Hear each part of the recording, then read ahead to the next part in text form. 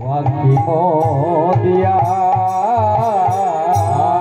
কাঁদিছেন হরিদাস দুই আখি মোদিয়া। হরিদাস কাঁদছেন কেন না? গৌর হরি আমার আজ শ্রীধাম নবদ্বীপ ছেড়ে চলে গেলেন সন্ন্যাস নিয়ে। তা হরিদাস ক্রন্দন করছেন দু আঁখি মুদিয়া, মানে দুটি নয়ন মুদিত করে চোখ বন্ধ করে কাঁদছেন। কেন না? হরিদাস বলছেন আমি নয়ন মেলে কি দেখব? গৌর শূন্য নদিয়ায় আমি আর নয়ন মেলে দেখবোটা কি? এই নয়নের সার্থকতাই তো গৌর দর্শনে, কৃষ্ণ দর্শনে। এই যার নয়ন কৃষ্ণ দর্শন করে না, গৌর দর্শন করে না, তার নয়ন তো ময়ূর পুচ্ছে অঙ্কিত নয়নের সমান। ময়ূরের পাখায় দেখবে নয়ন আঁকা থাকে। ওই নয়নের যেমন কোনো সার্থকতা নাই, নিষ্ফল। ওই নয়নে যেমন দর্শন করা যায় না, জড়বৎ, তদ্রূপ যে নয়ন গোবিন্দ দর্শন করে না, যে নয়নে গোবিন্দ দর্শন হয় না, সে নয়ন ময়ূর পুচ্ছে অঙ্কিত নয়নের। যে কর্ণ গোবিন্দের নাম কোনো কীর্তন শ্রবণ করে না, সে কর্ণ সাপের গর্তের সমান। যে নাসা ভগবানের চরণে অর্পিত তুলসীর ঘ্রাণ নেয় না, সেই নাক ভস্ত্রার সমান। ভস্ত্রা বোঝো? কামারশালায় দেখবে লোহা পোড়ানোর সময় ওই ভস্ত্রা থেকে বায়ু বেরায়, বাতাস বেরায়, ভস ভস ভস করে। যে নাকে গোবিন্দের চরণে অর্পিত তুলসীর ঘ্রাণ নেয় না, সেই নাকটি ভস্ত্রার সমান। আর যে বদন গোবিন্দের নাম কোনো কীর্তন করে না, সে বদনের কোনো সার্থকতাই নেই। যে চরণ গোবিন্দের যেখানে নাম কোনো কীর্তন হয় সেখানে গমনাগমন করে না, সেই চরণের কোনো সার্থকতা নেই। পরের জন্মে তাকে বৃক্ষকুলে জন্ম নিতে হবে। তাই মানব জন্ম গোবিন্দ সেবার জন্য। তাই কাঁদিছেন হরিদাস দু আঁখি মোদিয়া। কাঁদিছেন হরিদাস আজ দু আঁখি মোদিয়া। আর কাঁদে নিত্যানন্দ সখীর ওই মুখ নিরখিয়া। কাঁদে নিত্যানন্দ সখীর মুখ নিরখিয়া। গৌর হরি কেন সন্ন্যাস নিলেন? সন্ন্যাস নিলেন কেন? মহাপ্রভুর সন্ন্যাসের অনেক কারণ। প্রথম কারণ হলো জীব উদ্ধার। কেউ যদি নিজে ঘরে বসে থেকে ভজন করে তাহলে নিজের মঙ্গল হবে, কিন্তু সন্ন্যাস নিয়ে যদি গুরু গৌরাঙ্গের কথা, ভগবানের কথা প্রচার করে, কৃষ্ণ নাম হরিনাম প্রচার করে, নিজেরও মঙ্গল হবে, জগতেরও মঙ্গল হবে। বলো রাধা রানী কি জয়। এইটা একটা কারণ। ঘরে বসে শুধু হরে কৃষ্ণ হরে কৃষ্ণ হরে কৃষ্ণ করা হলো, নিজের মঙ্গল হয়ে যাবে। কিন্তু যদি তুমি দাঁড়ে দাঁড়ে গিয়ে হরিনাম প্রচার করো, তাহলে নিজেরও মঙ্গল হবে, জগতেরও মঙ্গল হয়ে যাবে। ভগবানের সবচাইতে বড় প্রিয়কে, যে তার কথা, তার নাম প্রচার করে, সে হচ্ছে সবচাইতে ভগবানের বড় প্রিয়।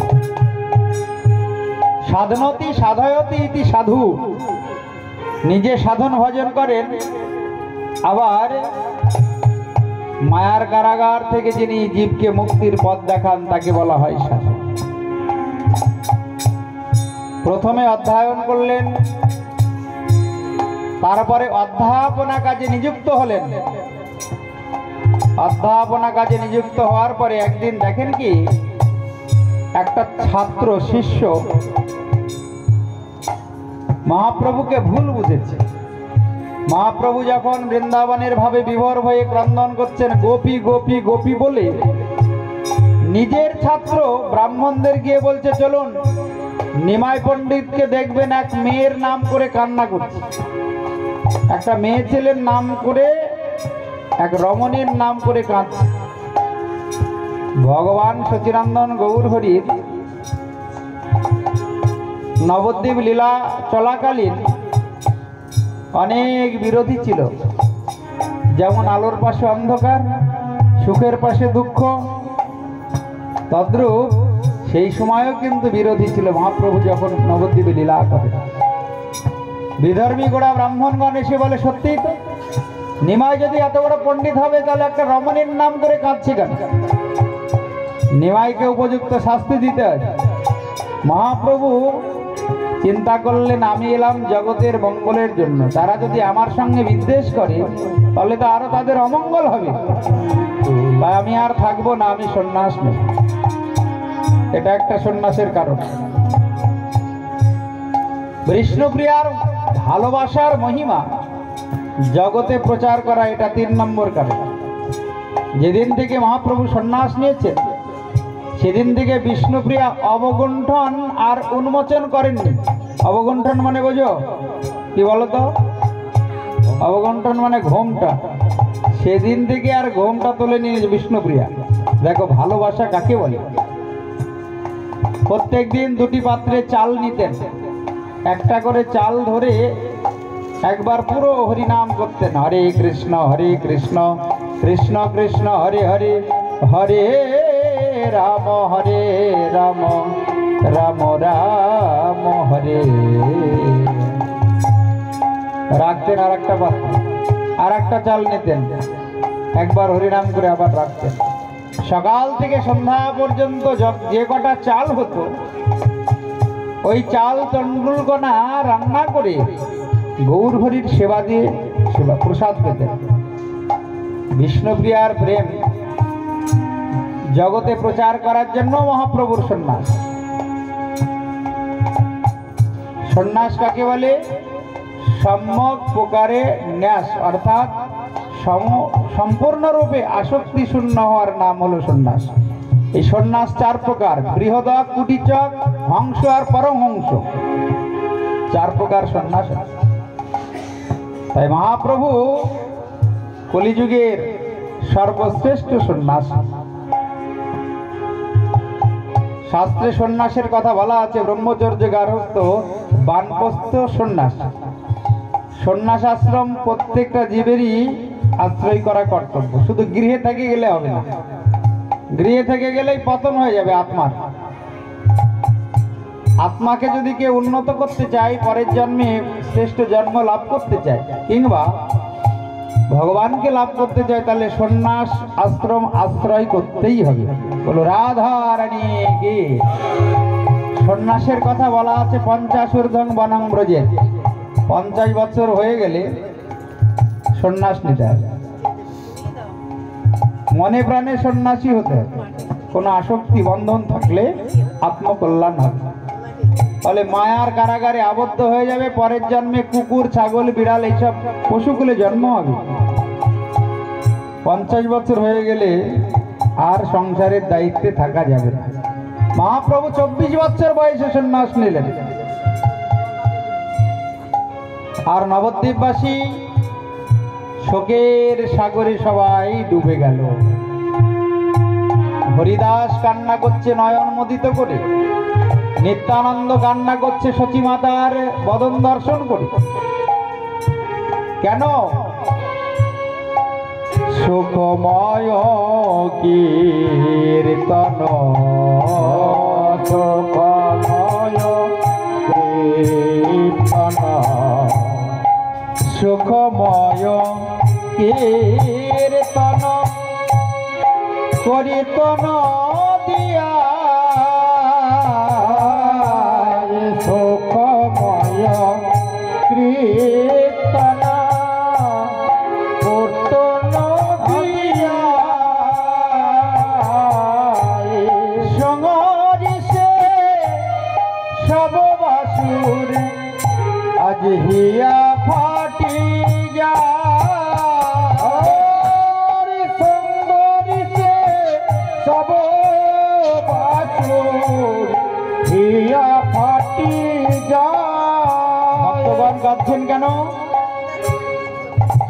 ভগবানের দুঃখ কি? মহাপ্রভু যখন দক্ষিণ ভারতে গোদাবরীর তটে রায় রামানন্দের সঙ্গে কৃষ্ণ কথা আস্বাদন করছেন, তখন মহাপ্রভু প্রশ্ন করেছিলেন, রামানন্দ, দুঃখ মধ্যে কোন দুঃখ হয় বড়? রায় কহে, কৃষ্ণ ভক্ত বিরহ বিনা দুঃখ নাহি আর। জীবনে সবচাইতে বড় দুঃখ কি জানো? কৃষ্ণ ভক্ত বিরহ দুঃখ। ভক্ত সঙ্গে কি হয়? ভগবানের নাম গুণ কীর্তন শ্রবণ। সাধু সঙ্গে ভক্ত সঙ্গে ভগবানের কথা শ্রবণ হয়। আর সাধু ভক্তই যদি জগতে না থাকে, তুমি কার কাছে গিয়ে শুনবে? গৃহস্থ সংসারী লোকের কাছে? সংসারী লোকের কাছে তো সংসারের কথা শোনা যায়, কার ছেলে কিসে পড়ে, কটা সন্তান হয়েছে, কার বৌমা কেমন হয়েছে, এইসব কথা। তারা কি কৃষ্ণ কথা হরি কথা বলবে? হরি কথা শ্রবণ করতে হলে ভক্ত বৈষ্ণব সাধুর কাছে যেতে হবে। তাই কৃষ্ণ ভক্ত বিরহ বিনা দুঃখ নাই। যদি কৃষ্ণ ভক্ত সঙ্গ না হয় জীবনে, সাধু সঙ্গ না হয়, তাহলে যে জন্মটা বিফল হয়ে যায়। একটা ভক্ত যদি জগৎ থেকে চলে যায়, তাহলে জানবে একটা পৃথিবী থেকে রত্ন চলে গেল। যখন নামাচার্য হরিদাস চলে গিয়েছিলেন, মহাপ্রভু বলেছিলেন, হরিদাস আছিল পৃথিবীর শিরোমণি, তাহা বিনা রত্ন শূন্য হইল মেদিনী। একটা ভক্ত বৈষ্ণব পৃথিবীর রত্ন। কেন? তাদের কাছে গেলে, তাদের সঙ্গ করলে পরমানন্দ চিন্মূর্তি জগৎ অধিপতি অখিল ব্রহ্মাণ্ড নায়ক ভগবানের কথা শ্রবণ করা যায়। যে কথা শ্রবণ করলে অনাদিকালের পাপ নষ্ট হয়, আর দুর্লভ মানব জনম ধন্য। তাই ভক্তগণ ক্রন্দন করছেন যে মহাপ্রভু সন্ন্যাস নিয়েছেন, আমরা কার সঙ্গে কীর্তন করব? প্রত্যেক দিন যে শ্রীবাসঙ্গনে আমরা প্রভুর সঙ্গে নিত্য গীত কীর্তন করতাম, কার সঙ্গে? দেহে যদি প্রাণ না থাকে, দেহ কি কখনো সচেতন থাকে? অচেতন হয়ে যায়। তাই প্রাণ সর্বস্ব দান আমাদের গৌর হরি, তিনি নদিয়া ছেড়ে চলে গেলেন। আমরা কার সঙ্গে কীর্তন? সুখময় কীর্তন করিত নদিয়ায়, সমরি সে সব বাসুর হিয়া ফাটি যায়। বাসুদেব ঘোষ, যিনি মহাপ্রভুর পার্শ্বদ, মহাপ্রভু যখন সন্ন্যাস নিয়ে চলে গেলেন, গৌর হরি সন্ন্যাস নিয়ে যাচ্ছে, বাসুদেব ঘোষ চিন্তা করলেন, আমি আর থাকবো না, আমিও প্রভুর পেছনে পেছনে যাব। প্রভু যেখানে যাবেন আমি সেইখানেই যাব। এবার মহাপ্রভু তো দুবাহু তোলে কীর্তন করতে করতে যাচ্ছেন, আর গ্রাম, পাহাড়, পর্বত, নদী, নালা পাড়ি দিয়ে প্রভু সন্ন্যাস নিয়ে চলেছেন। বাসুদেব ঘোষ তার পেছনে পেছনে অনুগমন করেছে।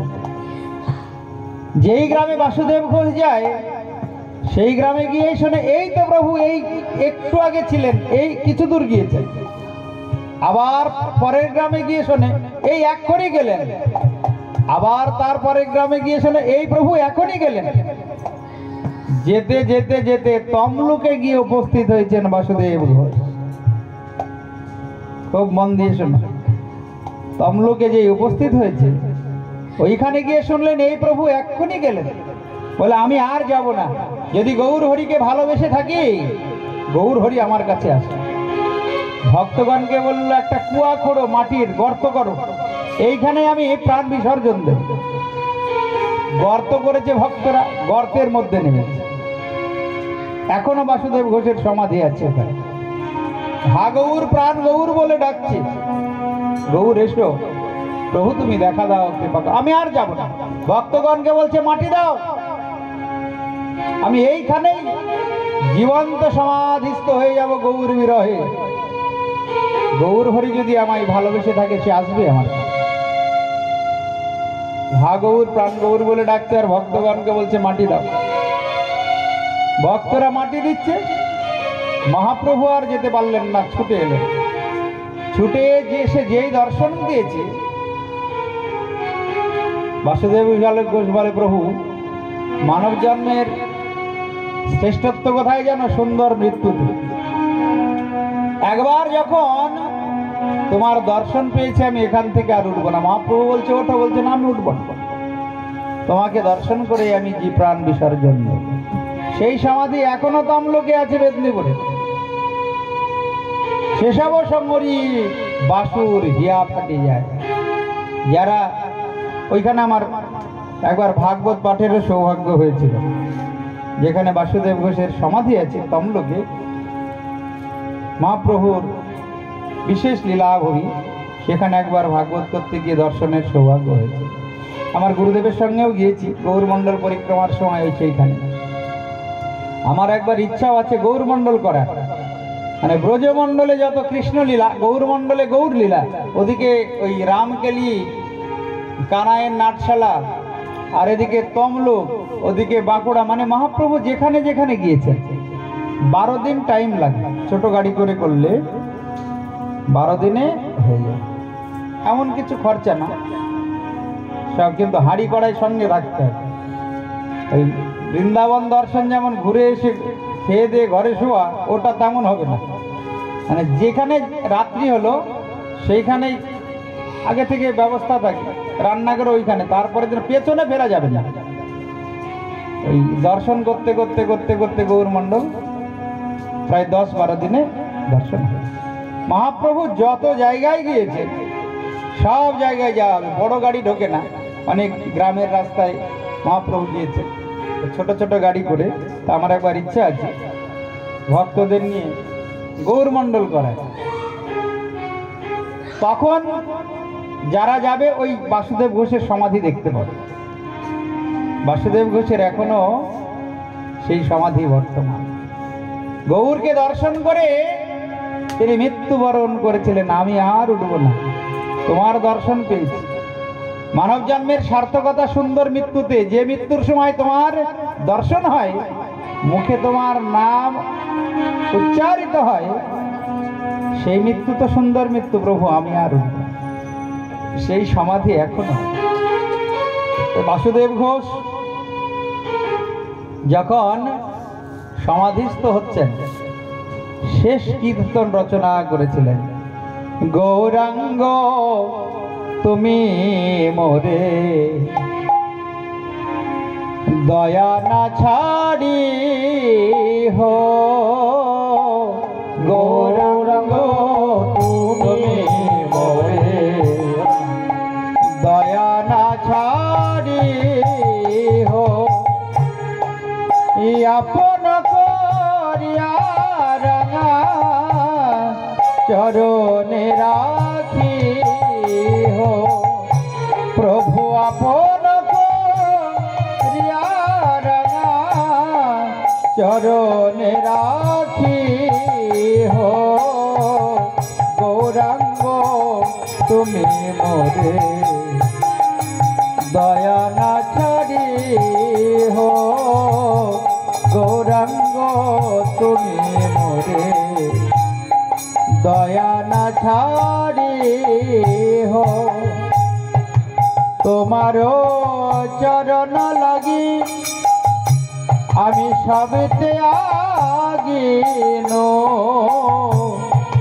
তোমারও চরণ লাগি আমি সবেতে আগিন, শীতল চরণ পাইয়া শরণ লইন, প্রভু শীতল চরণ পাইয়া শরণ লইন, গৌরাঙ্গ তুমি মোরে দয়া না ছাড়ি হো, গৌরাঙ্গ তুমি মোরে দয়া না ছাড়ি হো।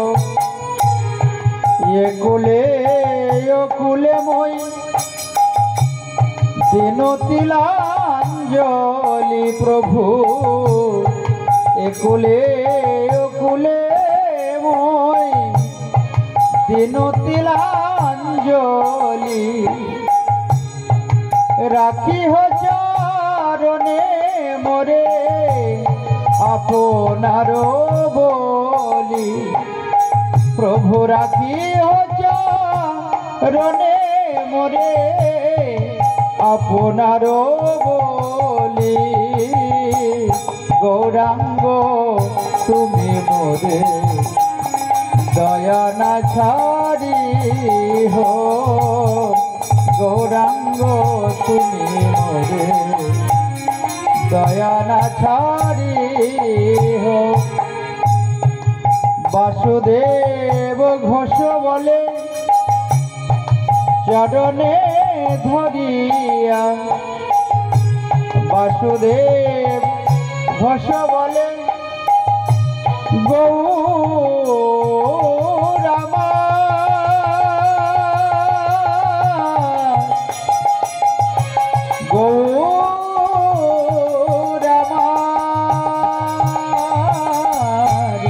বাসুদেব ঘোষ বলে চরণে ধরিয়া কৃপা করি রাখো মোরে কৃপা করি রাখো মোরে পদ ছায়া দিয়া গৌরাঙ্গ তুমি মোরে দয়া না ছাড়ি হো গৌরাঙ্গ তুমি মোরে দয়া না ছাড়ি হো গৌর হরি চিরদিনের মতো নবদ্বীপ লীলা সঙ্গ করে তিনি চলে গেলেন নীলাচলে। এই হলো মহাপ্রভুর বিরহ লীলা। ওদিকে শ্রীধাম বৃন্দাবনে ভগবান শ্রীকৃষ্ণ 15 বৎসর লীলা করেছিলেন। লীলা সঙ্গ করে তিনি গিয়েছিলেন মথুরায়।